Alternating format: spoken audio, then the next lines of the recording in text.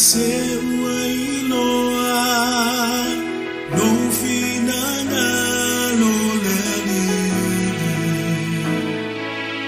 o ai se uapule faatasi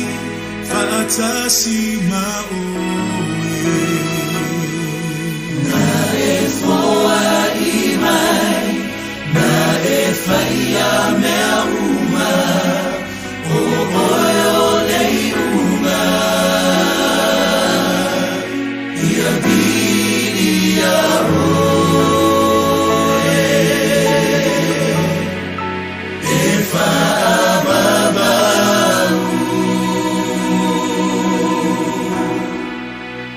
o se vivia se oi kawana e faia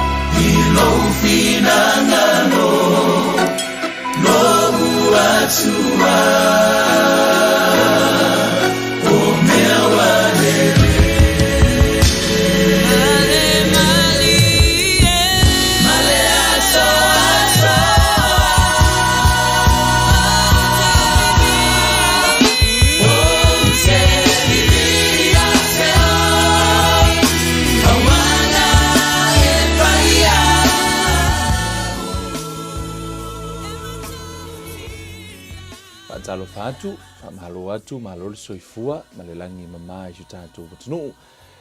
So se tafa le lalo langi o lo whapeona mafuta mai ai. Talo fatu swafa man malo kiriso o ha mai o tau de nei fiafi.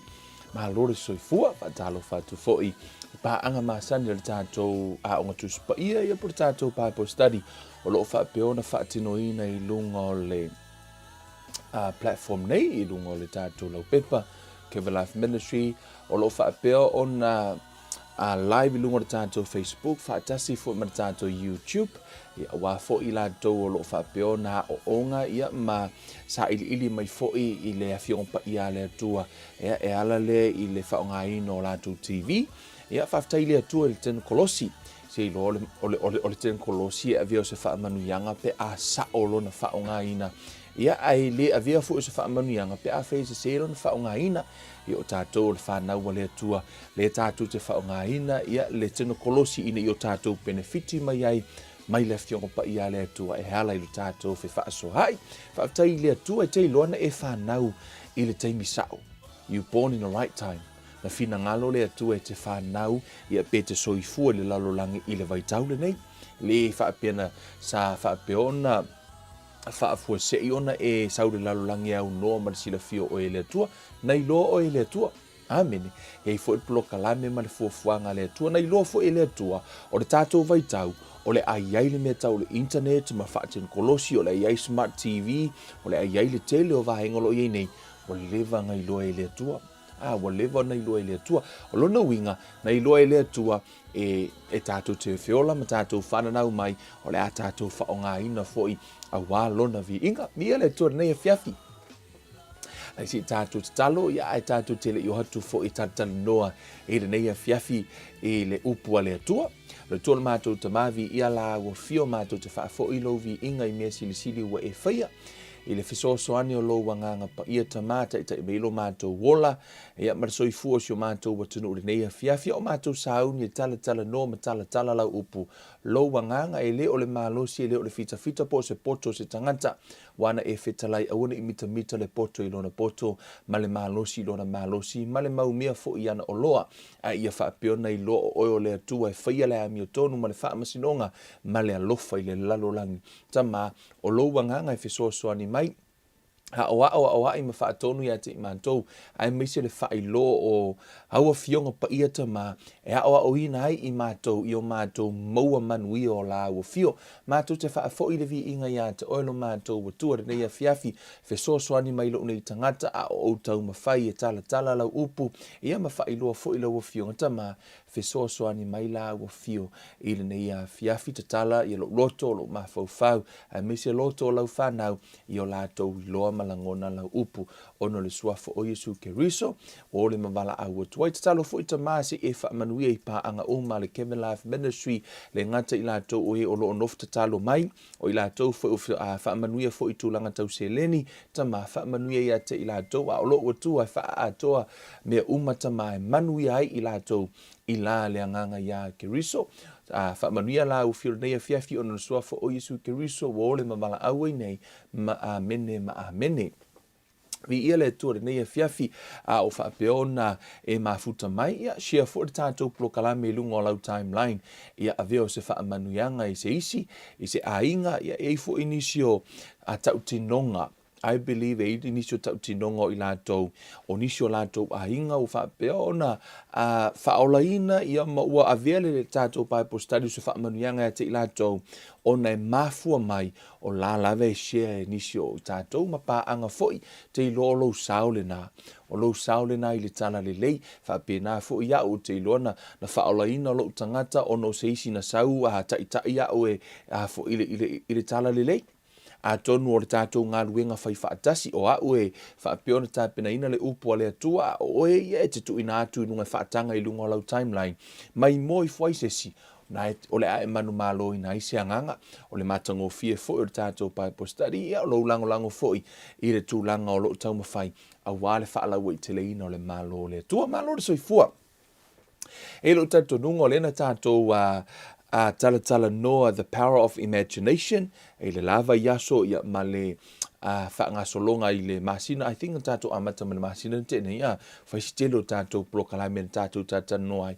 o lea foʻi ua e iloa ai le matautia ma le malosiaga o lai o tatou mafaufau ia mo tatou imagination right o lenei afiafi o le a faapea ona mata ai se tatou whaiga malanga fou ia po le tatou serious fou le la whaangasoro nei afiafi o lau tatalo au e te toi tu ua ono se vaenga pito i sili leona tāua i lau savalinga ma lau savalinga whaaleanganga o le tatou i loa leo au wala tatou te tatalo ai e tusa marifina ngalo le atua o le afiafi le nei o le a o vai ina po o uma ona vai ini skepu se fitu o la sanga ia lau talanoa i le afiafi le nei. It's all from the scriptures. Ai o leo le a o talanoa i lau ngā luenga e whai.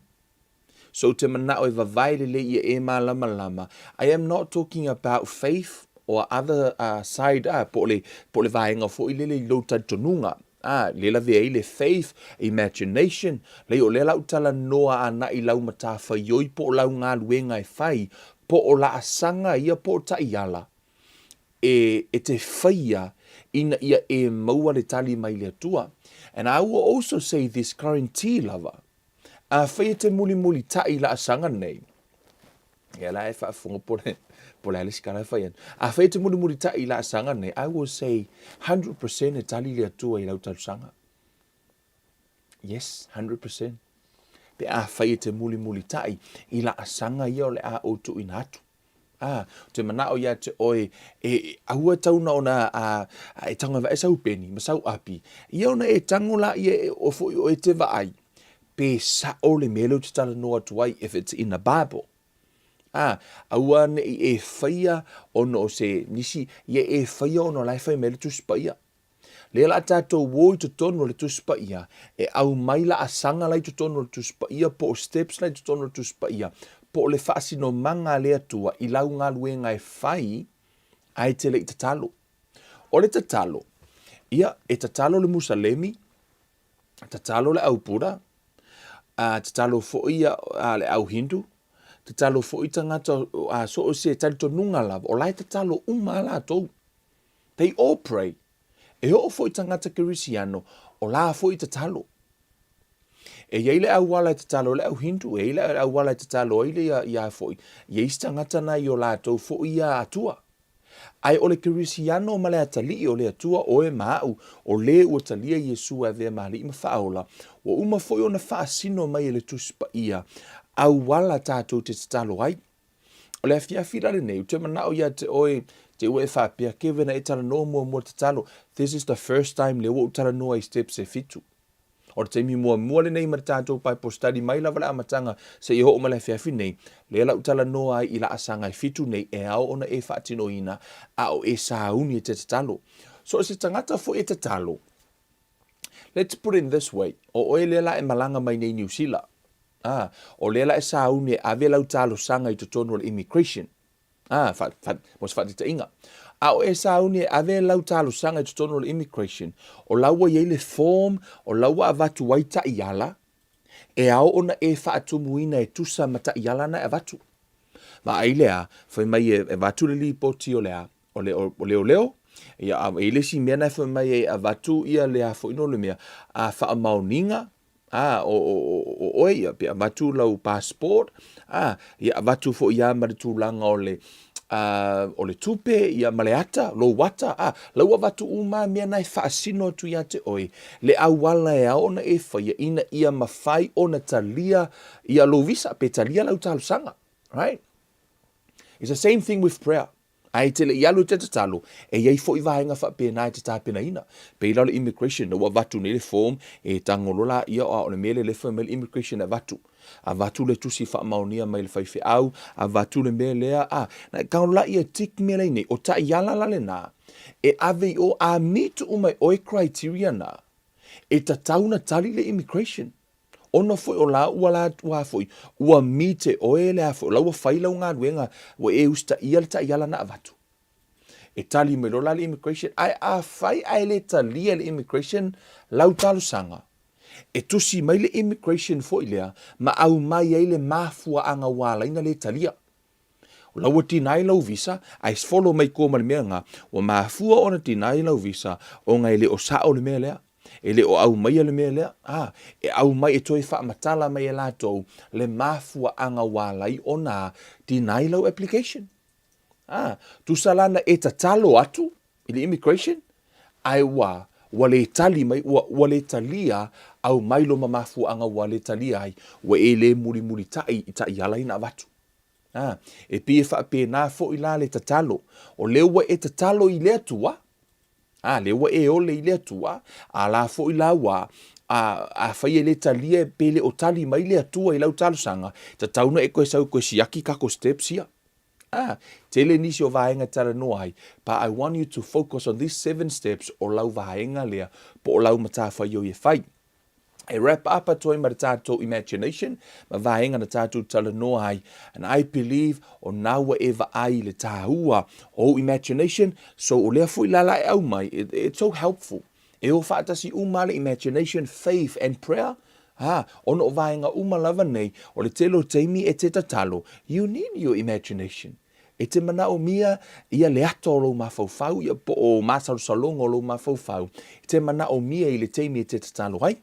Amen. Hallelujah. Wow, we sauni. So apim so ping. Hallelujah. Hallelujah. Oi, ai ia luta to prokalami. Fatalo fa mo to ina yuso ie malanga mai sa mo nga luenga fa vai taimi.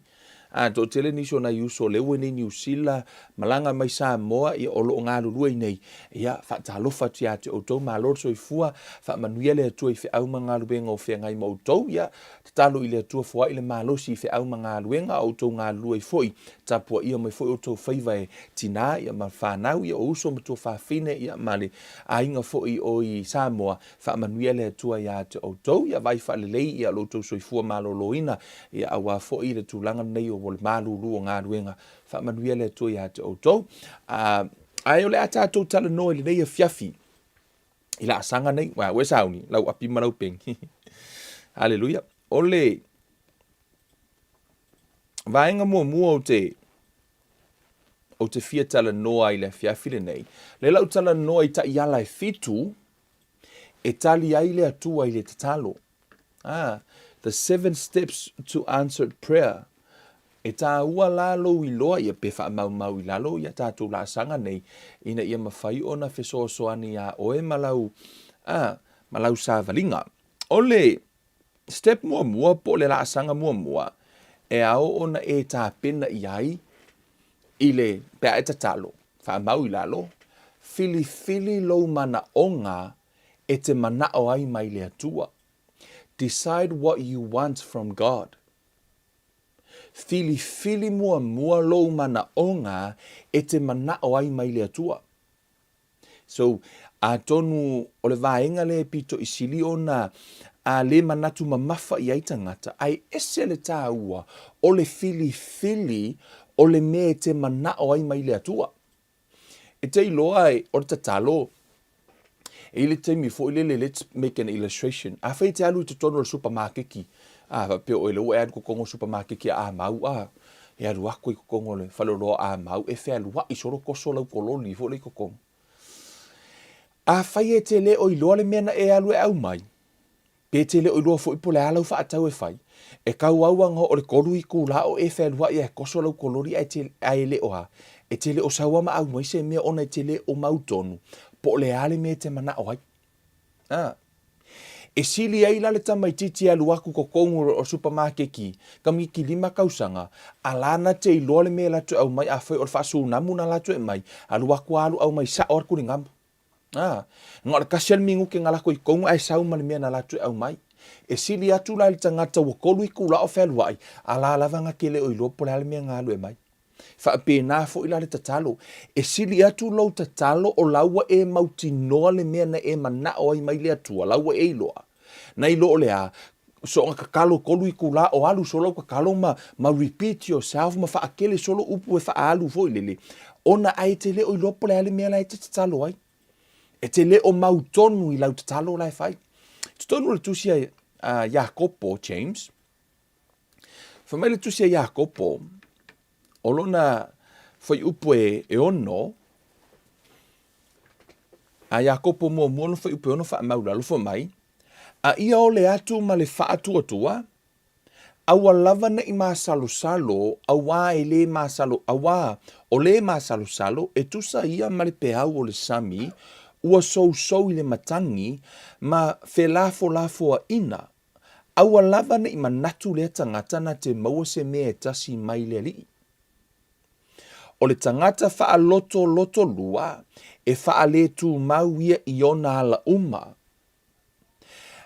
a whai e te leo mautonu po le ale mea te alu i lumo le atua. Le lau tali atu, ai le itali mai le atua e lau talo. Le lau tali atu mo oe, e te le maua se tali mai le atua. Yeah, now I answer for you. Le lau watua le tali pu.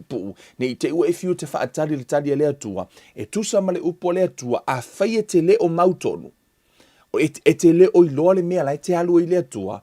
Le lau tali atu ya te oe, te ua e fiu e wha akari. E le tali le atua i lau talo sanga. Ono le upartuspa ia whamai, aua lava na i manatu le tangata, na te maua se me tasi mai le li. Ta tau ona e mauti noa le mea lai te alua i lo mo le atua. Ta tau ona e iloa lea lau talo sanga.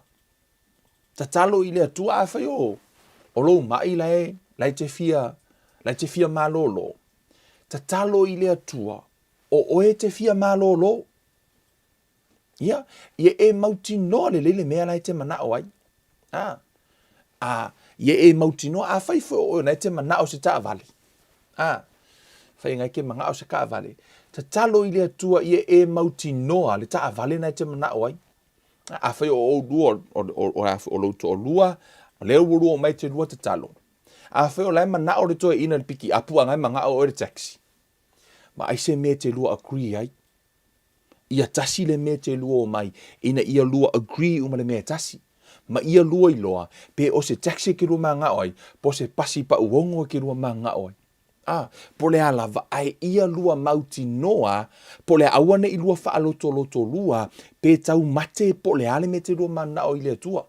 E te lua tau mate loa ia le lau tali atu e le tali le tua.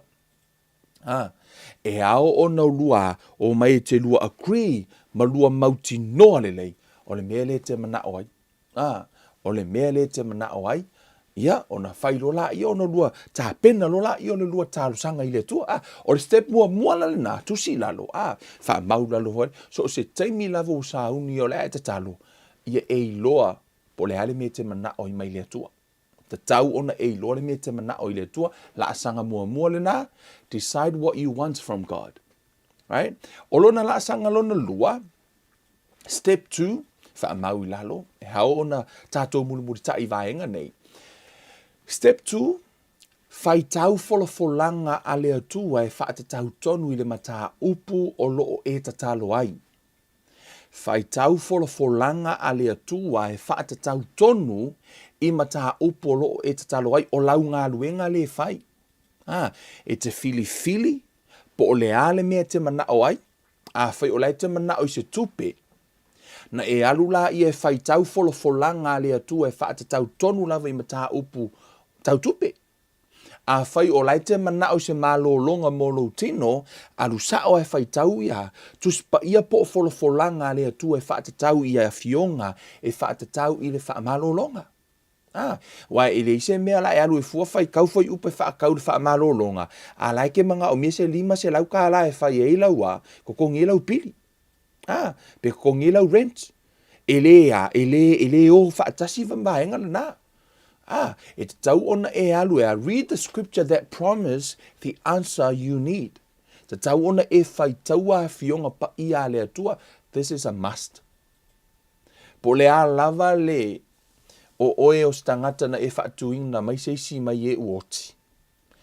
E te tatalo i le atua e ke halu lava e su ele fai upu e whaakakau i lau maka upu. I le whaapea ua whaonga ina o le atua, ma ua e special i le atua, ua upulea o le awala ke kalo ai. Peke ui, peke kango, break rules. Io e le pei le atua o mea tangata, e ovalo le masangi, le koe ui loi principal masani, ai kami e ku fai ko ai kua, o le atua la. No, everyone, e feo soi uma kwa fai ko ai luma. E le ai seisi pe masani, pe whaonga ina le atua, whanau o le atua, e ui uma tua le fai tutoa. Tasi ale au wala kako ke ui umai. E te tau lava, ona e su ea, read the scriptures that promise the answer you need. Ia te tau na fai tau folanga le atua e wha te tau i le mataha upu o loo e sa ilia. So, il tono tusia Yosua, o lona mataha upu mua. Yosua, o lona mataha upu mua. Fai upe valu, fai mai le, fai mai. E le te ailo ngutu le tusi o le neitu la fono, a ia mafaufau i ai i le ao a toa malepo. Ina ia e ana e fai e tusa ma mea uma ua tusia i ai, ona manuia ai lea i a te oe o lo wala, ona e manuia ai lea. A fai e te mana o e te maua le manuia le te tatalo ai i lea tua, only one way e te maua mai ai, o lo walu i le upua le atua, su e le mea lai, po lo misi po o le folanga le atua, e whaata tau le navaenga. So you have to find a scripture according i le mea lai te mana o iai. Amen. O le la asanga lona lua la, i e te tau ono tato wo, even Jesus himself. a o iai Iesu i le lalolangi le nei, ina ua tofotofoina i tono luka e wha na a, whai tauru mta upu e wha, whai upu e tolu ana i le sifuru lua nera tofotofoina i le ti apolo Iesu i lunga o le maunga, ia ma i le vao, na tātou whai tau, e whamale tala Iesu, it is written, it is written, it is written, ua tūsia, ua tūsia, ua tūsia. A whai e saule ti apolo e oso whai mai o i le teimi o laua e tatalo. Le ua umona e au maile, le upua le atua, wa e iloa le mea wa e mana o ai, e sauloa au maile, fola folanga le atua, e tūro iai. Ai a whai lai oso whai maile, le ti apolo e sau e oso whai o i le mea le ua e tū ai. Kasi a le au wale ke pō ngai makau ti apolo, o lo tango e a, e quote e le tuspa ia, ua tūsia. Ua tūsia, being a slap at Jesus i ia, ti apolo i mai ua kūsia, ua tūsia, ua tūsia. It's the only weapon o le upu a le atua. E te taula ona ea, ona mua, ia e fili le mea na e manao i mai le atua, lona lua, ia ea, fai taua fionga le atua, po folanga e whaata tau i le mea o la, ua e sauni e te tūwai. Ona ia mautu ma mausali oe. E te maua lole le afo i le folanga nai te tono tuspa i ona wha lava wa e malolo ai. It's a promise. Ona wha lava o tātou malolo ai. Fa mai na te wha maangalo o tātou wanga sala uma ma wha malolo o tātou mai uma. All the disease. O le taimi lava te mawai e tūloa, a laku ki a poloko e omi e kuro vai, wā kirenga ki ngalo vai, ai a kirenga e it is written. It is written. By his tribe, I'm healed. Now, o ina loa na ua tau e le taua, the fight of faith. O le faith o lo tali tonu le upu o le atua. Ma le whaalongonga o lo kingo lau ki ngā kula o omi e kuro ki a polo. La ki karikongo kule upu e a kirenga ki ngā. The Bible says for mai e tuputi o mai whaingata po le toftofonga ono le upu. Remember le tasi o palapala le na pa uai le whaata oto le na whamatala Iesu. For mai i le whatu na pa u i lungo le papa, i lungo le mea matui.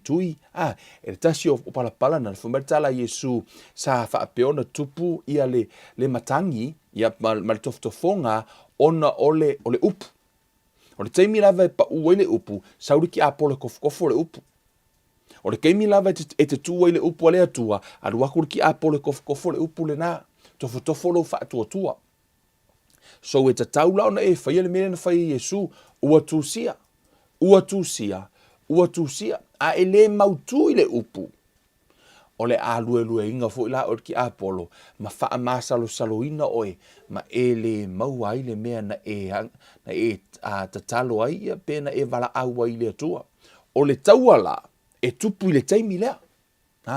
So la sanga mua na ua vatu, fili le mea na e manao ai mai le atua, la asana lona lua ia e sa ili po o afionga pa ia le atua, e tala whiangai ia peonga tusa foi ma le vaengolo e manao ai, because faith comes by hearing. E tupu le whaatua le tau longolongo po lo whaalongo, e ta tau ona e va ai le fionga pa ia le atua ina ia tupu lo whaatua. There is no other way e tupu e lo whaatua. A tonu e ni se whaape tupu la to whaatua ta talo, no, it's not in the scripture. E te fiu e te tatalo e le tupu so whaatua. E te fiu fo e te anapongi, e le tupu so whaatua ona e le o whai mai le tuspa ia o se awala le na e tupu e le whaatua. Pau wala awala la wha tuspa ia e tupu e le whaatua o le tau longo. A tonu e se teime te talo ai nisi le atua. Whaatupu lo whaatua. I le kai whaakupua e le akua lo whaakukua. O ngā laua umana tau mei le atua ia te oele awala e te alu e whai. O lo walu te whaalongo. Ina ia tupu e lo whaatua. And that's one of the prayer God will never answer. I le tali le atua i se mea wa umana whai atu ia te oe te alu e whai. Ia. E le tali mai le atua i se mea wa umana whai atu ia te oe te alu e whai. Ma se mea wa umana whai e le atua. E lua mea e le tali e le atua, o le mea na whai atu ia te oe te alo e whai, ma le mea wa already whai e le atua, o lau ta atia i o wa umana bless tātou e le atua, wa umalano i e whaia. La lawa au mai e le atua lana afionga I lana whanau mo na ala e hiana ia la tō maua manui o le atua. Ai tasi ala wale te maua ele whaatua faith comes by hearing. Tono Roma se furu fa upas fumar fitu. Na etala no manino fu mai aole nei e tupu le whaatua i le tau longo o le tau longo atu foi I le afionga le atua. E te maua lo whaatua mai le afionga le atua. E te le maua mai le newspaper, po o lunga o Facebook, o ngi status, e te maua mai tutonu le afionga pa I ale atua. Your faith comes by hearing. Amen. O la sanga lona tolu. Amene. Tosi lalo la sanga lona tolu. Lewa e le lau fiti ngai. Me leo ke mga o ai. Ya. Le lau ole su e foi upe whaata tau. Le mata upu leo te mana o ai. Lona tolu. Te tau ona e ask God for what you want. Whaaleo I le atua lo mana onga. E ile toa telo tangata e lato te mana na o I mea mai le atua. Ai la ilo lato mana tu le atua. Ua e iloa o mato manao. Ia whaia e tusa malo fina ngalo. E le whaia e le atua. Yes. Ona fu o lawa umana mai e le atua le ta iala. E ile niso tangata e whaalongo ai aso lao whaita talo whaapea. Le atua le mato ta maa. A whai o iai se me le o ta ua e lo mato ta talo e ala me ilo manuia. Ia whaia e tusa malo fina ngalo. Ke iloa. E le whaia e le atua. Yeah, or whaalongo so o I ngā kalo. That's a religious kind of prayer. And God will not answer that prayer. Le atua o le alava se me e te iloa e ui me so mato manuia. Ia whaia e tusa malo fina ngalo. Se me le o ta ua le mato te talo. Le ai, kau I lau kakalo. Kakaunga ea, alu e sue, makau. Kau I lau te talo le meana te mana o ai. E ue koe vaese ngā leinga wai e ke fiu kakalo ngā uma I mauosi ngā vai kaimi o lau kakalo. Ai te talo e tusa ma le fina ngalo le tu tonu le mata yo. Let's go to Matthew. This is so important e ao ona whaaleo a tātou te talo. Aua nei e mafaufau. E fo I lelo lai loa I le atua le mea te mana o ai. I te tonu o le. Ia wai e nisio tangata. E ono fi nau fo mai Kevin. O lau wai loa I le akua kako manga onga e kako ki le o kakalo. Yes. O le vanga I loa I le atua tātou mana onga. Fa mai le whetalai ngā Yesu. Ua sina le saito. Ai le aise au whai ngā ruenga. Fa mai la I o whetalai ngā Yesu. Ta talo I le ona le selselenga. E au ina atu se au whai ngā ruenga. A whai e iloa I le atua o laua ke le selselenga. Le ale mea nā laina le tango ale atua e au ina se au whai ngā ruenga. Why? Le ale mea laina whaatali le atua se ilonga lava e ta talo le tangata. Ona e ta tau lava ona whaaleo. Ta tau lava ona whaaleo.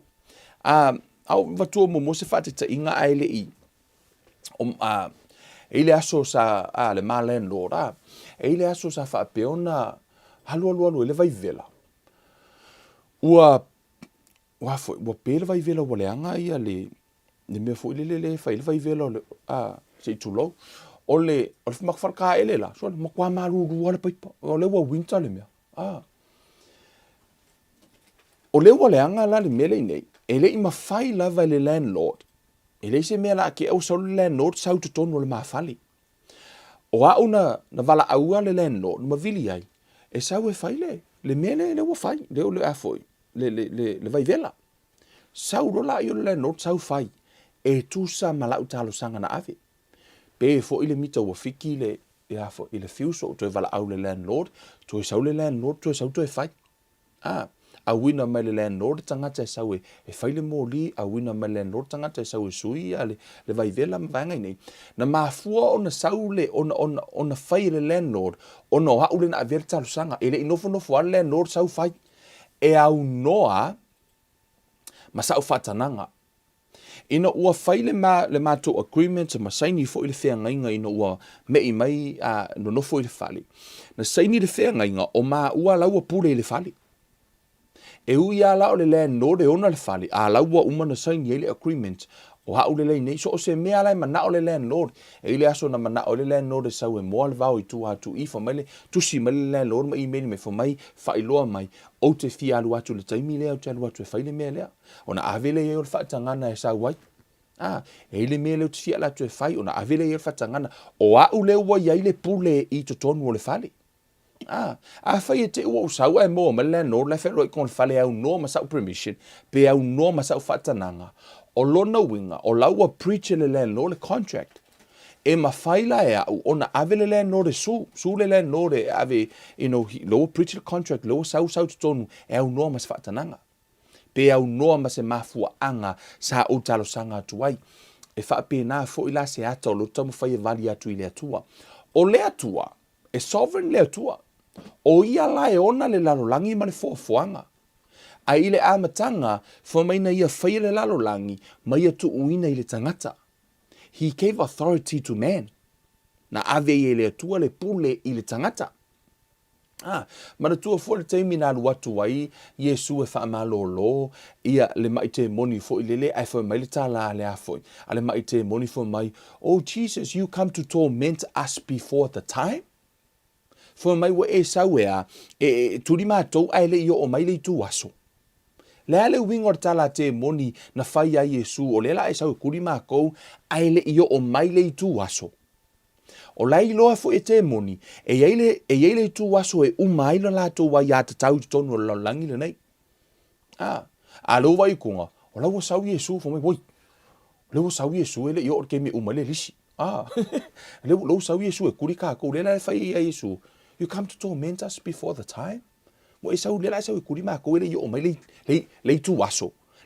e umai lea i le lisi fu e kākou la langi le nei i le teimi la le nei o le tātou te le lalolangi le nei e te tau no tātou te talo e luma atu o le tātou fai tau mua i le mātai o le fitfu mai ia outou o le atu ona fua ina mai ai lea ia te outou ia outou sa ili ona outou maua ai lea ia outou tu i atu ona tō ina ai lea ia te outou awa ai se o le atu e maua e ia o le sa ili fo'i e iloa e ia e tō ina fo'i i le tu i atu amen fa mai i outou o le atu ona fua ina mai ai lea ia te outou i outou o le atu ona fua ina mai ai lea ia te outou i luma le mata upu e ono na fetala ia Iesu i whaasi unga o le whai upu e waru whai mai a wā ua sila fia lo outou ta mā mea ua outou mātiti vai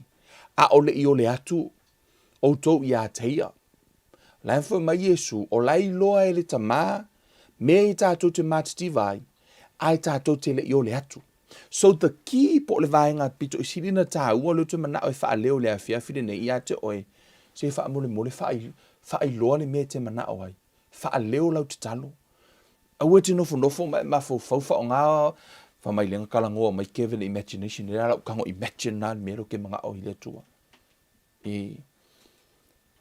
e se ar kako kalangoa ngale imagination e se kalangoa ngale prayer ta talo wha leo le mele tātou te mana na o ile tua ta talo ma ia tātou wā wha leo ina ia mawhai ona tātou declare ina le upu o le atua e ao ono tātou wha leo atu o tātou mana o ngā fua mai ia outou o le atu ona fua ina mai ai lea ia te outou o le au wala le fua mai Iesu o le atu ona fua ina mai lea te i tātou pei o le vaenga fua i lele e le ise me o lo ngofo ake e au avaku le immigration nau lo visa se ilonga lava ua e talo sanga i o wha mau lalo le au vaenga o le aso lea ma le taimi lea sa wha pea ona au mai ele talo sanga Kevin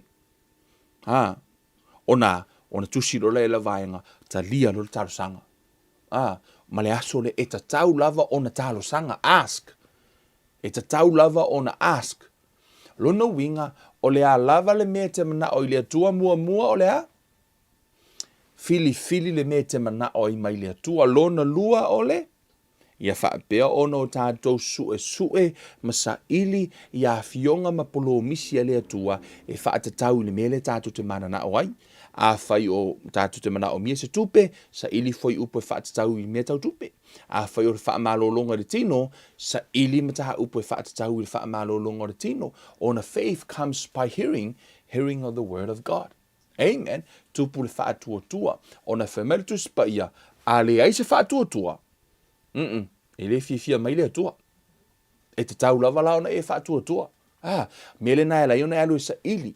Ina ia tupu lau whaatua, ina ia e tatalo, a lai ke whaakua ai auangi e kakalo, ai reise whaatua. Amen. Amen. That's why it's so important for you to go back to the scripture and read it. Sa ili sue, okay, leu whai me upo le atua, ona e tū rola i le upo le atua, la sanga lona tolu le tatu tanoi nei, ask God for what you want. Wha leo i le atua, lo mana o ngā mā e tatau ona wha leo. Whai mai la ia, i o tau o le atu, ona fua ina mai ai le ia te o tau, mai Yesu, te o le tuloa, fua ina mai le ia te o tau, i o tau sa ili, amen, alu sa ili, ona o tau maua ai lea, i o tau tu i atu, ona tau ina ai lea ia te o tau, fua mai la i fupe valu, a wā ai se o le atu, e le tali mai le atua, no, that's not the scripture.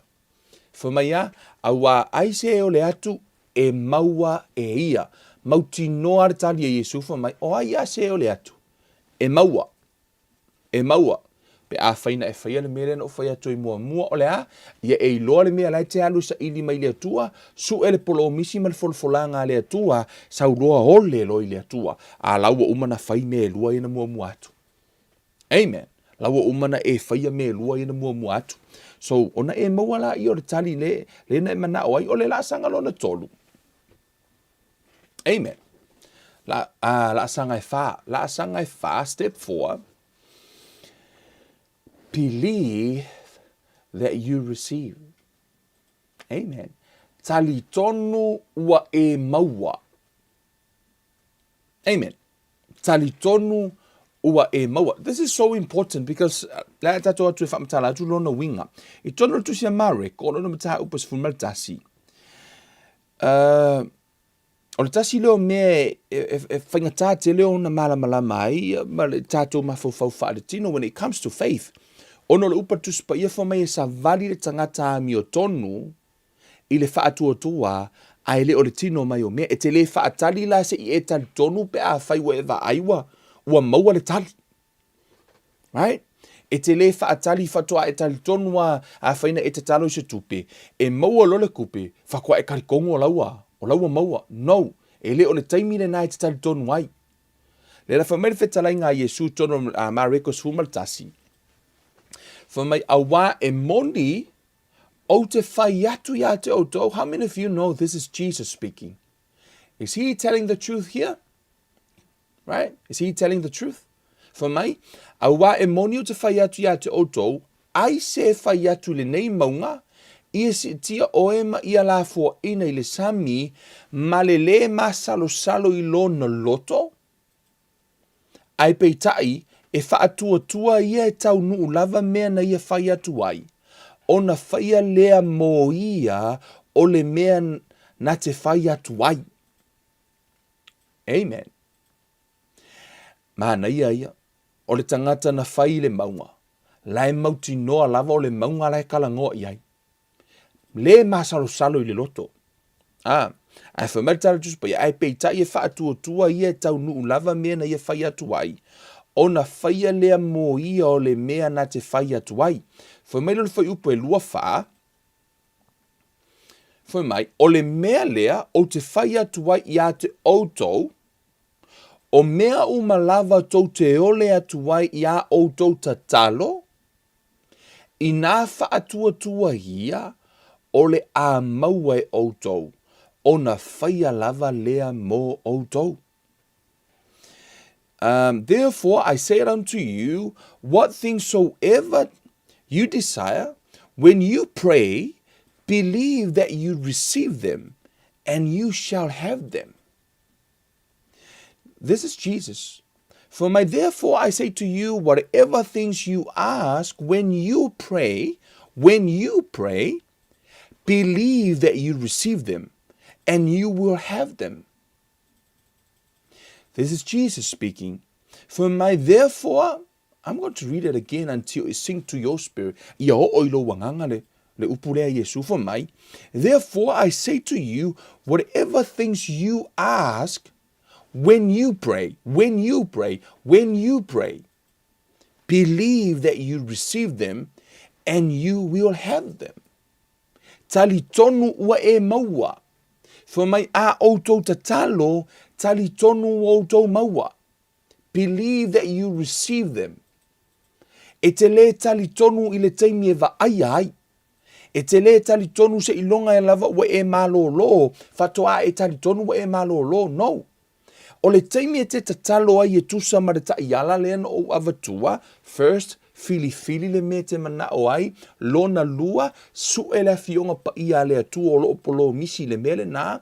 Lona tolu, le tato tano nei, ask. But when you ask, o le step lona fa, tali tonu o tau maua. Ono lea, lena e tatalo according to the will. Amen. Ai tatu tele io e whaamatala au ili ia mato e tatala tele le tatu mataha upu le i le vaenga le. I want to show you some truth, the truth first. I tutono le tu se e feso. Ono le, piano fatu, when you pray, believe that you receive, and I pray, o le a e maua le ata le la uvalia atu i ina ia e malamalama i le winga o le tala le tau fai whamatala atu. I to tono le tu se e feso le tala a paulo le fai ifo mai, ia whaafetaia le atua, o le tamā, o lo tātou wa lii o Yesu ke riso, whaalongo le fasiwai mere i tu mai, o le ua whaamanuia mai, ia i tātou i mea umalava, e manuia hai i la le anganga. I mea o i le langi ona o ke riso. E past tense, ua already whaamanuia le atua. Ua already whaamanuia le atua, whai mai, blessed be the God and Father of our Lord Jesus Christ, who has blessed us with every spiritual blessings in the heavenly places in Christ. Already. Wa umalau na whaamanuia mai tātou e le atua. He already provided the answer to our prayers. Already. What? Lela e whaapea mai ne, you mean, wa ai te leita talo. Wa already say yes le atua.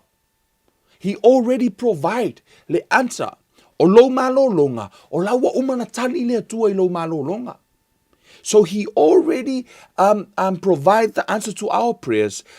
But, o lai e le spiritual, o lai e le tu wha le anganga, e mana o mia la le manifest I le tino.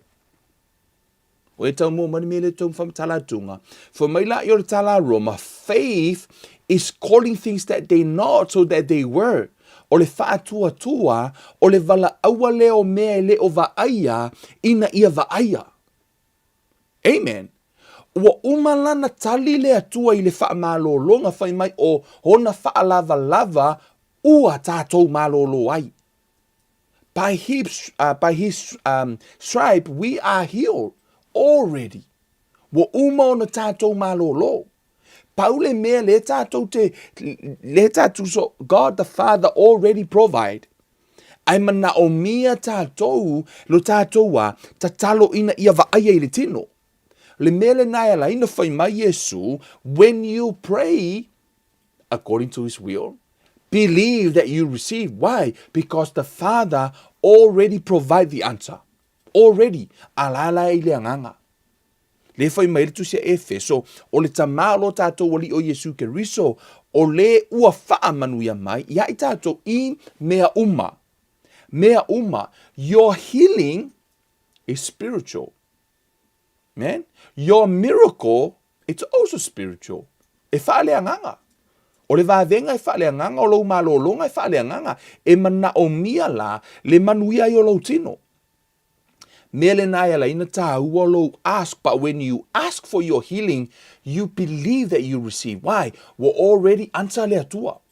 Ale ufai mairita le tuspa ia, he already provide the answer. Wa umo na wha manuia mai le atua ia te tātou. O mea umala, everything. I mean everything. Everything means everything. All.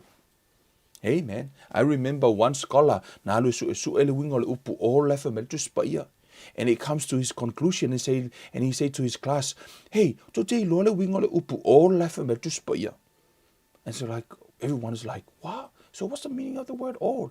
Do you know all means all? Right? All means all. O le a lava la se mea o e mana o i le atua. Wa umana tali e le atua. Ai o le tali la le atua. Not everybody. A lai e le fasi vaenga i lalo lava foi mai. Ona o ke riso. In Christ. O tangata ia le o tātou le whanau o le atua o laua ia ke riso. You are in Christ o oe o tangata o le whiangainga, o oe o tangata o le malo o le atua, a whai o le te fia ole i le tamā o le tātou atua, o ia le o le tātou o ia le o tātou le ia ke riso. Tau whanau ina i tātou. Whamai le tala tuspa ia tātou ole o laua umana tali le atua. O manuia o mala, o umana tango le atua, wa fifi uma ya ke riso ma mea uma lava fa malolonga ole o manuia fo mai na fa mativa ina o ia ina ia fa mau o loa ina i tatou. Amen. Fo mai wa ona fa lava o tatou malolo ai, fo mai wa ona o na toto uma ngalo yo tatou wanga sala o mea uma lava ia, wo uma lana tali ile tua, o la wa fifi uma maku ko kongo lea, tonu uma ya ke riso, everything's in Christ. So e taula ona o lo tala no tangata in Christ. Tangata o talia Yesu e vea mari ma whaola. Leo te tala no ai. Amen. Hallelujah. Aua, so o se mea lava leo te tala no tuai. I eiloa, e pepelo le tangata, ai wha mahoni lava le atua. Amen. E pepelo le tangata, ai wha mahoni lava le atua. I tutono tu se a Roma, Olona mata upu let's go to Roman. Te mana oe, whaima wha mau lalo, so important, lo le mea ele, le whai upu reka kalangoa kuai aua te, whai upa tolu, verse 4, wha mai, Roma i tolu whai upa wha mai, aua na I wha apea, ia tuu le wha maoni I le atua, a o le pepelo I tangata umalava, pei ona tūsia, ina ia ta ua mio tonuina oe I aua fionga, ma ia e malo pe a e whaamasinoina oe. Right? Whamai, mana ia, whamai. Awana I whaapea, ia tuu le whaamaoni I le atua, a o le pepelo I tangata uma lava. E whaamaoni lava le atua, pepelo tangata mela ia. Pei ona tūsia, ina ia ta ua mio tonuina oe I aua fionga, ma ia e malo pe a whaamasinoina oe. Hey man, e wha maoni lava le atua, a o tātou, a whai e eise me e kere o maua, e le o morakali o lau kakalo, ko e fo e wa aipe eise a. Eise a, e wha maoni, e workale upo le atua, ai eise me o kakou la lai wha le tonu. Amen. Hallelujah. O le la asanga lona lima, step 5. Kako la asanga nonga whanga inge, ya. Amen. It's our time. Ya, e lava le kako kaingi. O le step 5, e au ona e tutu ma mawai. Refuse to doubt. Amen. O lo te tala no atu I au ngā luenga e whai. Refuse to doubt. Ia e fili mautu e aua nei e masalo. Makuai e ku maua aua nei e masalo. O le mea le nā lai o na whaile o futau. O tau loa le o futau le na tātou tala noa I le taua. Na whaai u le o futau fa maritala paulo I outou ta talo talonga uma. O le ofu tau, e le o se ofu ta ele o le ofu, pe o se ofu moi, o le ofu ta talo. O le ofu e te tui ina ona e tūla I te talo, fa maritala paulo, ina ia mawhai ona e te tee, ma ia e te tee, ma ia e te tee, I le a wha masalo ale ti Apollo. So when you pray, refuse to doubt. Ia e fili, aua nei e te tee I le wha masalo ale ti Apollo. E ao ona e tūma e te tee. Whamairo le tala tuspa ia o le mea lea I o tō ngā wai ai. Tōna tuse Jacopo. I think Jacopo lora mata upe wha. Let's go there. Amen. Jacopo lora mata upe wha. Foi upe fitu. Whai mai. Let's pick up from verse 6. Aua foa I mai e ia le lofu tu noa e sili o lea ua whaapea mai ai e te e atu lea tua I e wha maua lunga. Ai foa I mai lona lofu tu noa I e wha maua lalo. Whai upe fitu fo mai o le mea lea I o outou ngā wa I ai I lea tua ia outou te e atu i le ti Apollo ona sola e se ai lea o ia i a te outou. And this is also one thing o te mana o e whailoa i a te outou. O oe te e ina le ti Apollo, and there's nowhere in the scripture in the New Testament e sa waile atu e turi le ti Apollo. It might be that will stir up your theology for lele a tono le a whaitura le talana ia makua isu ia iale mawurusumi ha. Ta pia ue saule akua kuri ki Apollo no pe no whai atu.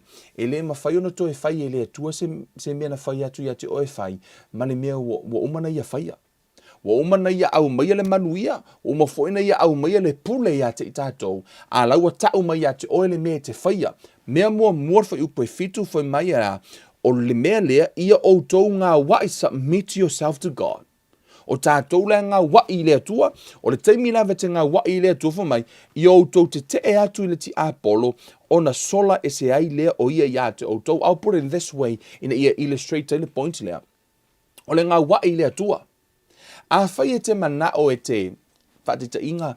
A whai o au leo te manao e mawhai ono o lakura o ka avale fo i le leo vai kunga. Ko a kele o ka sori kura whongo rei runga au wala. Lakua ka ngaka ho i mori fo i lele. Fo ko wa wika la im ka ngaka la e o runga mori fo i lele. Ka sori kura whongo. I lo MAFAUFAUGA. Whapea, ka kaulanga o alu e. A whai o te alu whai tangata le nā. FOCUSE. Awangi ko alu lo ka vale lungo le afoi. I lungo le i mori ma soli ku la fongo mele ngi. Le kai fa alongo nga ka ya kia.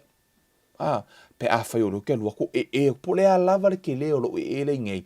E le kai kia nga ka. E pe ki o mo me saka me mama. I lo kala ku fai. Ai se o laua e alu e fai le a. Lo e fai lo malosi mele ngi e paula me mo me maka i kai ngal vanga ai a fai o lo so lo kai ka fo le ka ka ngi e tasi ala le awala ma fai on o tau fia tangata na o le a o lo walu le a via o leo o lo walu o te commit pe o te submit pe o te alu o te a vele le ia o leo qualify mai ia una o te saula e fa kula o kala nga fa apea kwa lo di mai lunga ala e kur ka vali. E usika i fo ia ka kemika ke lua koe whao ngālea. Le malusi angale te la tum taita. E le o popole la pe fefe ia taita. Ai fefe le pule angalai tua ia taita. Mea fo ila nai whamatara tu spa i ole mea lea i o tau ngā wai ai lea tua i o tau te e atu i le ti Apollo. E te tau, you need to refuse to doubt. E te tau ona a o wha masalo salo akure ki Apollo ia ke oe. O lau ngā luenga le whai. O oe e te e le fili.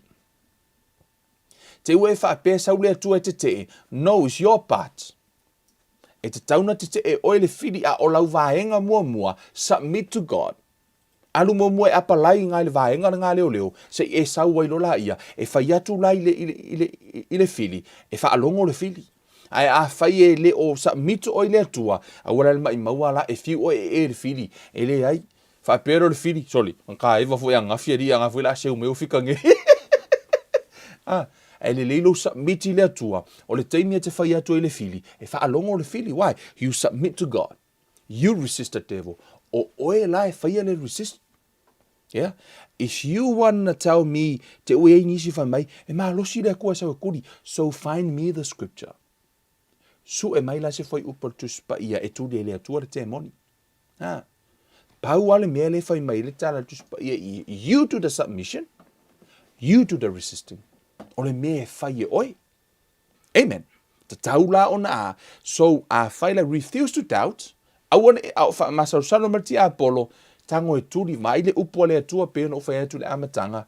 Pau ale mea te tuli ai. It is written. Ua tu sia. Ua tu sia. Ua tu sia. I have some testimony. I ongor kako kaimi le kau kuri kako ste. But lot of testimony o le wha masaro ki Apollo. Ai ngō ka kua maloko wha kua. Ua tusia. I'll give you one testimony for le tatu taimi I remember sa asola laute Samoa. Na sa uni ela na whaile malanga le YFC e oi fiti. Ta urel malanga le YFC oi fiti. And that time, I think afe tol se lau mon tupul pa se e alu I fiki a. Ia, ngau umala tapena uma matou mea mateo e afoi. Whaia matou items, you know, masina pelua masinga o kapenga matou tapenanga o le matou whaevangalia le la alu I fiti a. O le mea lai mali e, o haula, ke alu lava. Ai rei ma se kongia lo pa se that time 1,300 it's a lot. Ha, lei lo po fe me mai ngi kupea.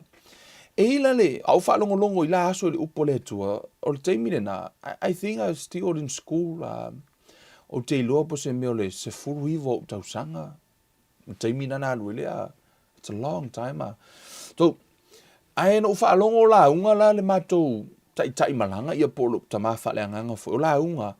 Na ia wha malosi ai ini upu e whaapea, e whai e lea tua le au wala le mele heise au wala, na te whaatu pua le whai tawhenu nau mati. And also there's another scripture for mai, e le wha maina e lea tua I la tō e whaatu tua I a teia. O upu la ia, whai upu e lua, no o tā maua ia. I don't, te mina, e leo te leso I lona tu spa ia, I don't know a lot of scriptures. Paua meo te iloa, haun le paua yo whai upu iau te, le no mafaufau ia ia. Sa ungi lo le malanga arifiki. O le mea mali, o whaakua mai ara ngā wā, o ngere vai aso alu mako malanga. O ka kui foi upunga I lua, le atua. Te le wha maina I la atua e whaatuatua ia te oi, koe whaopopo e mana. Te whaia le awala le mele, isi awala te whaatupua le vai tawhenu nau mati. Those are the only scripture no uloa ia au ia. God is my witness. La moli maule nganga o le atua, I la utala le wha matala atu. Ho oi foloi le aso whareile le la alu le mako malanga. He o fresh whaleile. E le I ai ase a. E le I mau aso pāsese. Le aso o sulkasi poe anu le wa. 11 at night. Ho o sulkasi o lala. But something inside of me stir myself fo lele. O ke alu uli yo fo. Yo ofu a. Nai mori maule. O tu ai lunga o walu. Uli lo ofu fo lele a. O sio kinga. O sio kufinge ia ma isila o te ile matou fale. Ile la tu va ai kia wa ke ele lima fo wala lo loka uma fale fo I ko ngai tickets ma. A le ngai wo ku ai lungo a uli pai feifa of a tua o lo upu ke le fa mainga e fa ku e ke I was really convinced ya matua yo tali tonua e fa maoni le tua. Mo ia I lo loko mo ko se lau pasenge fa maoni le tua. O vai ko le kaimi. Sorry. Wakai fo ale lima. O le keimi waka pungi uma fale ko kongi e tikera. A o sfuru kasi saule malanga. Ila uia va aile nā taimi. O le eise wha moe. Ai ia te hau le mea no tu mau fatu le tua. No. E te le wha maina I la tau. Au vai ka kona mako fale. Pea use mea. Se I kulo fo le. Pea use mea ula fo le le a. Pere va ai fo le pea o kau off le mafo skam o Kevin fo le. O anga me wakale lima ala waru a uri ka penga langa ako. Kusa la ka penga pai faithful le ako ka malo ka minga. But inside of me I'm telling you the truth, there's a battle going on that time in my mind. Like kau le kaua o la ufa I mai le leo ki Apollo. Ya e sanga fa ku ai fia. Nga u pepelo le aku ya oi. Mo ia. O la fua saul mafo mai. Vai pepelo le aku ile o kali le aku yo kalo. O le kelo le mau masar salonga la lo mafofau. Ala vai ulia ka penga le akor ka malo ma fai me uma. O sa lo ngofo lo lungo ngofo le. Ke ai fo ale o. Ala ke ngofo mo fa sanga ala ke kalo mali, ala ke kalo ile tu fa kule tua. This is my honest words. O upu ia te mi ngala ke lai kiki fa le nga. Ai ko ke fa ia pe fo ko ma ku fa le nga. Al ke mi dia. You know much gives, much require. O upu ia no fa ile tu, kule tua. O kere ko karikong was upor kuspa because I know in my heart lawa makua I trust ato elo lo to ko ko ule ko karu mai kere ko fi au fo ya o me afai this is my words it came me like a kiki fo ile ngama ko fa maungi lo ko ile to o le me lan tupu ke ai fo leong ai o vai ngamai o lawa ko ile ale si o tau songa fa nga luenga fo ile malo ai la nga ora wa wakwa ngala ko le pasi o ngala ko ka vale ku sa vale tulo itua la la ki ngofungo fo mala ako fo ile wa ke ale afole o la ka le fiku fo ile su kasi la bo sa ungi malanga la at Hau ke ere la ko lau kamanga sa vale ko lau kamanga fa mai. Tore wa sa unki. Hau ran ngi. O ke le lo pole an me ne fa mer ka kare a. Mai wa sa unki. Fa ko le a. Mai wa sa unki ko malanga. Ya, o fa pe ngai lo me lau kamanga le se sin ma ko malanga. Fa ku ya ada sa unki lau ako. Ma le lo lau kamanga nei ma se tiket. Mai wa sa ungi ko malanga fa ku ya lo sa ungi malanga lo sa ungi lau ako. So la wo kali ya wa ule lau wa. La wele ko sa la wele option B ro MAFAUFAUGA fo fa pe.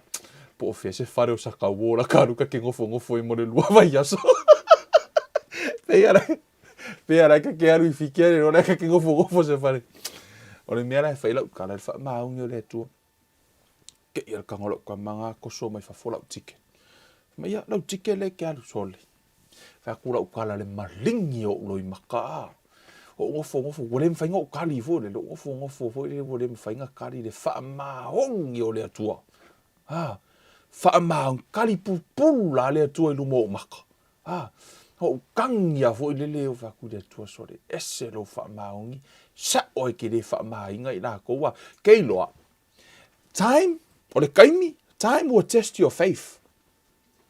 Kei loa ke wa aiku fua ua tike whala waki pasi mara kaimi. I'm telling you, time will test o I ngā loa, e loa sa o ia pe ke wha kua. Kei loa ke minga whai lea tua ia Abrahamo. Whai lea tua ia Abrahamo e leo osi tau langa I loa tarifa. Maritala Abrahamo. Ilana au ona. Ma te o maritama mato e fo I mai. Kei loa ngā o ai le keimi ngai loa Abrahamo na koe fo I mai. La ko Abrahamo whai whawhie o te loa. The last minute nga tango ya Abrahamo va ai mele tua wa sisi ana limo Abrahamo la fasio kama. Wai la ngai loa Abrahamo ka hofinga ile tua pa ile loa Abrahamo po le ale time ka hofinga ile tua. La nga fa akingwa because time will try your faith. O le time e nga ke testinga la lo fa tua ile tua. O le tua ele nga lue le tua tatu schedule. Pe nga lue le tua I tatu time. Enga lua ele tua I lana taimi.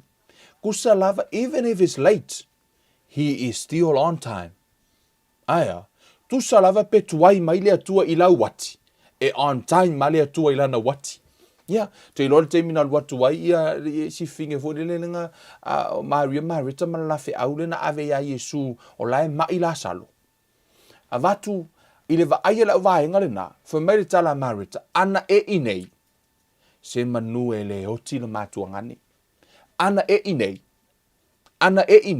Ai sea, wa umar taimi tangata, your time. Wa umalo taimi. Wa umar taimi na e whaatulanga ina e tali mai lea tua. Sa te tauna tali mai lea tua taimi lea. Tauna, wa umalo taimi. A o lea tua, e on time ma lea tua I lana taimi. Te loa, o ie tofo ina ilo tātou whaatua tua. Ia, ole kele yongi kau kingonga, I'm telling you, okay, lau o kunga kau kingonga fo ile lea. Toi wha waule tala. Maualo malau ticket. Okay, loa la. Loka oli mo lo wha kua I lea tua. I pe o ina loa. Na mata I lono o mahala malama I le ngalue o lea tua. E le wha maina, e sa o le wha maina I lea tua. No toi tangola ue ko siaki lo wha kua lea tua. Ko siaki ngai fonga, soli. Nga makua I le ngato le upu na outu wai. Ai nga makua I se lau pasenge ala lo uku le upu le atua. Na matua I o ui loa le lei. Ka kau anga kali le atua. And that's the first time I ever test. Pero ke mi mua nga wa ukango ui test o whakua kua mo lo utu le upu le atua. And it worked. Tali le atua wha maunia. So, amen. Ki kakuaku. Leo le sona. Ya, fam kala misu testimony au fa ngasol solo tato mata upu le lava fa ngasol solo, but that's one of the testimony e fa maoni le tua pe e tu ilana upu ai ke rola ukaimi sa wale tua ilana taimi. Amen. O tato la sanga lona lima la le na refuse to doubt. Ia e fili mautu e auane e masalo po le a lava po le kaimi le waki. Po le a lava le wakai wake o e whawe. Refuse to doubt. Ia e whaatua I le atua. O le sona lona ono, step 6, la sanga lona ono. Mafaufau I lana upu. Meditate on the promise. mafaufau i lana upu. Mafaufau i lana upu. E ese le tāua o vaenga i. O lo mafaufau i lana upu, faith comes by hearing. Ela no toi au mai te tonu le vaenga lea. Ona e te tau, ona e mafaufau i folafolanga lea tua, i vaenga i e tari i lau te talo. It can actually give peace to your heart. O e whaatari i lau te talo. Lau e mauti noa sau. Ia e nofo, ia e mafaufau. Ia nofo lo mafaufau i lea fionpa ia lea tua. Tu maua ina. Ia e mafaufau. Le no watua nei le tala, le no whai atu ena nei. Na o tu maula. Ma o whaatua tua i lea tua. Ngā test mai alo whaakua kua se ia ho o ai ngā ke ale lima, ke ale ongo. Ke ale ongo lau ke whaakarikali. I lau wa ai. Ua le aise ticket. A lau a maka ngā saule plan B. O le a su ere me. O le a su ere me e vai mo lua vai aso. Pe ia lai alu i fiki. Ai kali lo le tua. So, e te tau ona a. E tu mau i le upu a le tua. A la sana lona ono mafaufau i lana upu i te tonu a le tusia le. Whaata oto. Scripture. Hey man, scripture is better than my opinion, right? Tu tonu le whaata oto e wha. O le, te whiwhai tau wina whai upu e lua se fulu ma le. Lua se fulu i le whai upu e lua se fulu ma le lua. Thing, stop from there. Whamai, lua se fulu ma lua, ana i lua whamai. Lo watali i e, ia e whaalongo mai i au upu, ia wai mai o talinga i mea o te whai atu wai. Awane i te a ese ia mea i o mata, ia e tausi i ai i to tonu o lou loto. Awa o ia mea o le ola lea i e ua maua, ma le mea e malolo ai o lato tino umma. Amen. Te tau ona e mafaufau, ma e tu i le upua lea tua. A whai e te le tu si lal fasi mere lau karango koe lalo, tango e wha maka ke kele i lunga o lau api hoi lele. A whai e te le tu i le upua lea tua, e le tu fo i lea tua mo oe. E ui lavolo o manao lea tua e tu mo oe, e le mawhai. Tusi lalo, a whai e te le tu i le upua lea tua, e le tu fo i la lea tua mo oe. If you don't stand by the word of God, God is not going to stand for you. E le tu lea tua mo oe. Ona e tu lea tua i lana upu. E tu lea tua i lana upu fo mai e sau e whaatau nu. A sau la lea tua e whaatau nu lana upu. E sau o la e tu wai Kevin i lana upu.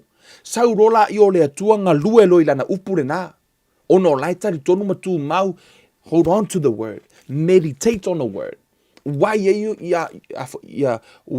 tātou talinga, ma i o afoi, ma i teu to tonu o tātou loto lana upu. Fo mai la ia, awa o ia mea, o le ola lea i e ua maua, ma le mea e malolo ai o lātou tino uma, o le upu lea tua te tuai, e ke mau ai le malosi. Si e ki nganga kupu mai, ke malosi ai le upu le nā lea tua. E malolo ai fo i lo tino uma. Pe a e mafaufau. So meditate i le upu a lea tua. For mai le tala le tusia Ioane. Let's go to the word. Le tusia Ioane rono mata upu se fulu ma le lima, I believe. Scripture there. Suma le lima. O lono foi upu e fitu. Lea. For me foi upu e fitu. Let me delete. Si fa Whameru pe fitu, a whaito te tū mau ia te hau, a tū mau fo ia upu ia te outou, o mea umalava tau te mana na o iai tau te ole atu ai, ona whaia lea mo outou, o ai e ona le mana onga. Se mana onga o lea tua? No.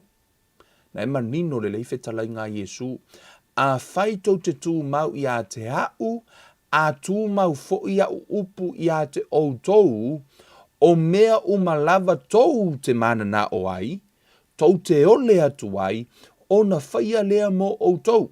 Ta taula ona e tu maule upu ia te oi.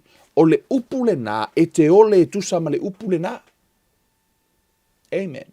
A tu mau o ia Yesu, tu mau lana upu, ele ingata ilo tu mau ia Yesu, even the word abide in you. E te tau ona tu mau o ile upu, ona e ole lea, ona tali lea o lea tua. Amen. Hallelujah tātou la asanga lona ono lena. La asana muli muli, lona fitu, wha mau lalo. Give God the praise. Amen. I think this is one of the most important pato te manao e develop ya te tātou. Ole give God the praise. Avele vi inga whaafitai I le atua. Te tonu ole tusia Filipi ono na mataha upo e wha. Amen. Filipi ono na mataha upo e wha. Foi upo e ono. Foi mai. Awana ipapole o tou I se mea e tasi. Lai wha matala mai le au wala te talo mai. Awana ipapole o tou se mea e tasi. A ia whailoa atu o tou manao I mea umalava I le atua I le tatalo. Ma le whaatonga. A toa ma le whaafetai. Amen. A toa ma le whaafetai. E tāhua le laasanga lea. Ia e tatalo I le atua. Ma e whaatonga. A ia iai ma le whaafetai. O le a le whaafetai lea. Mana tua fo I tātou lena mai le laasanga mua mua. Ia, na tātou wōranga e tatau ona e iloa le whaafetai. Mai le laasanga mua mua lena o whamatala I nātunga. O laasanga mua mua filifili le me te mana o ai. Le wa umana e filifili nei. E sau le laasanga lona lua. O lea ua e whaitau fola ngā lea tua. Su e foi upo tuspa I e whaatatau le mata upu lea. Ma e iloa ai. Sau rola I le vaenga lona toru. Lena tātu tanoa ai. Le wa wha leo I lea tua.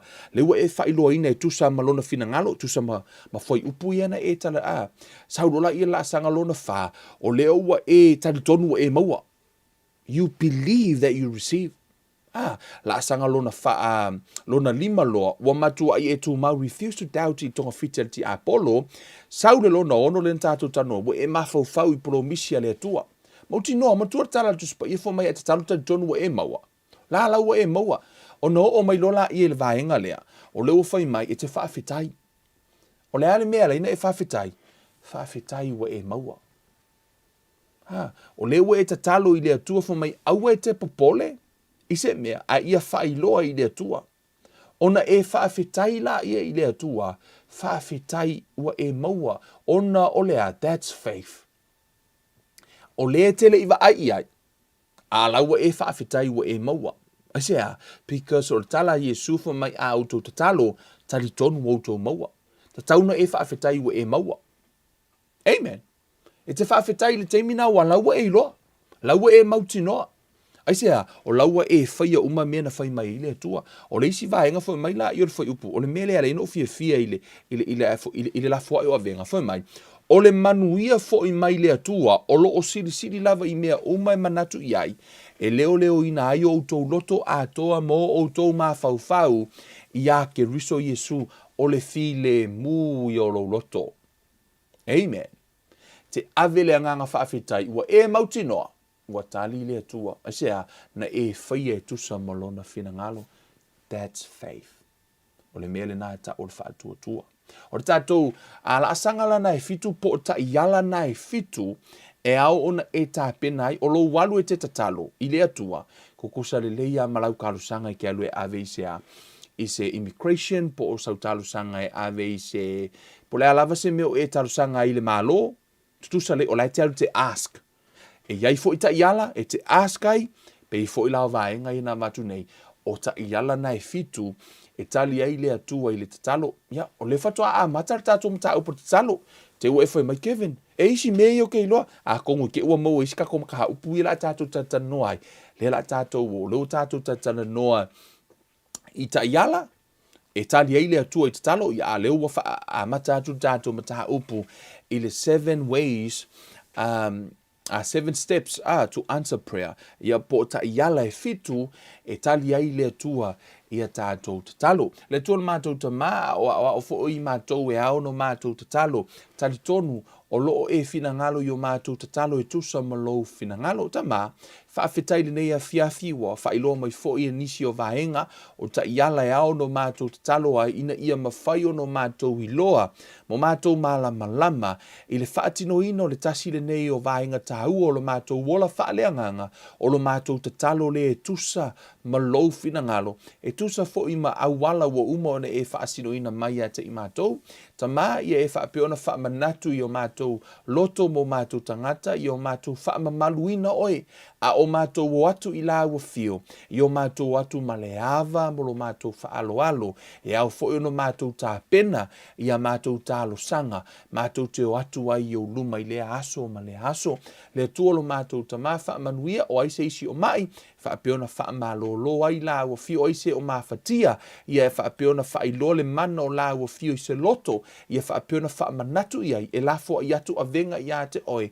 ina ia mawhai ona maua i la tau le file mu i o la tau loto, whaapeona te talo i la ua fio, ia ngalue lo wanganga, ono le suafo o Yesu, te tala ai o mātou tangata, e whaailoa ai le upumoni a la ua fio, ono le suafo o Yesu, mo ole mawala au tuwai nei, amene, amene. Nei a fiafi ai ia Lord tātou plokalame. I want to say a prayer si I whaia le tatalo le whaolatanga. A whai o ise isi o I o mafuta mai, te whiatalia Yesu a vea mali ma whaola. And I'm telling you, this is one of the most important prayer te tau ona e tataloina. O lo talia leo Yesu, ona o mea uma iena e whaalongalonga ni the 7 steps of prayer. E le ma whai ona work without Christ. E le ma whai fo ona e moa manuia o tuspa I au no ma keriso. So it's so important, e taha ua lo ta lio Yesu e vea mali ima whaola I lo wola ma lo soifua, a vea ai o ia e te au auna ia I lo wola, a whai te whiata lia Yesu e vea mali ima whaola, muni mai I upor tatalo, ono le upor tuspa ia wha mai taritonu I lo loto, ua whaatuina mai Yesu ke riso mai nei e ua oti ta utino I lo ngutu, e heo o mai ai le ola taritonu I lo loto, te aami o tonu ai, a o le ta utino, e heo o mai ai le ola ia te. O e whate tai mai upor tatalo le nei, le tuolo mātou tamā, ua o whaalongo I lau upu nei a fiafi, ua o talitonu o au o le tangata angasala, I le nei a fiafi o te whaamau walalo, ma o tautino I lo ngutu, ua e toi whaatuina mai Yesu ke riso mai na ye uoti, o te talia ai o ia, e avea mali I ma whaaola I lo unaiola, le tuolo mātou tamā, I le toto I Yesu ke riso, I e whaamama ma whaamangalo ina aia uangasala. Ai o te ofo ina atu lo nei tangata, e au auna ia te oe, I aso umolo uola, talia ina o Yesu ke riso, I lo nei tangata I le nei aso, ina ia whaapeona a vea o se ise au auna ia te oe, I aso umolo nei ola, ono le suafo o Yesu ke riso, wa wole ma vala awa tuwai, amene ma amene. A whai wa e whaia le nā te talo, whai e lo whaatuatua mai lo loto, wa e talia a Yesu ke riso. Welcome, welcome I le tutono le aingo ke riso, wa e talia Yesu, pia whaina e whaia ma lo whaatuatua, whaapea o le spiritual walk, start from the spiritual birth, e te tau ona a mata, e te tau ona e whanau mo I leanganga, whatu a mata lau sa valinga whaaleanganga. Whaamanuia le atua I a te oe, whaamanuia fo I le atua I su tātou ainga, I te tātou umalavu mō le avanoa tātou te mafuta le nea fiafi, tātou te wheiloai, e le asu tofi, to so oino le tātou a onga tuspa ia, ma le tātou ma tā upu lava I le tatalo, awana I ngalo I le te le fo I ora sosia, ma le whaamanuianga o loo whaapeona ta atia I le vaenga, e ao lava ono tātou I loa ta iala, ia ina I mawhai ona tātou moa manuia, e ala ia tātou tālu sanga. Mo te minei tātou toi wheilohai o Kevin Uruiwale nei, a lofa tele mo o tau whaasoi fuaia.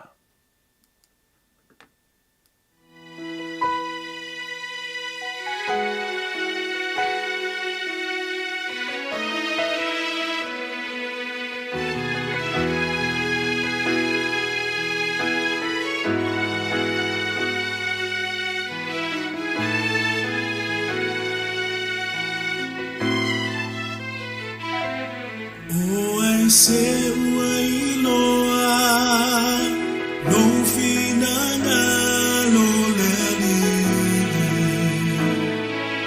o ai se ua pule fatasi Fatasima oe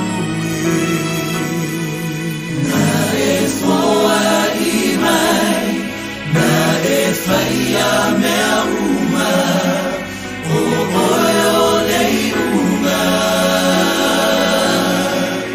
Ia bi ia o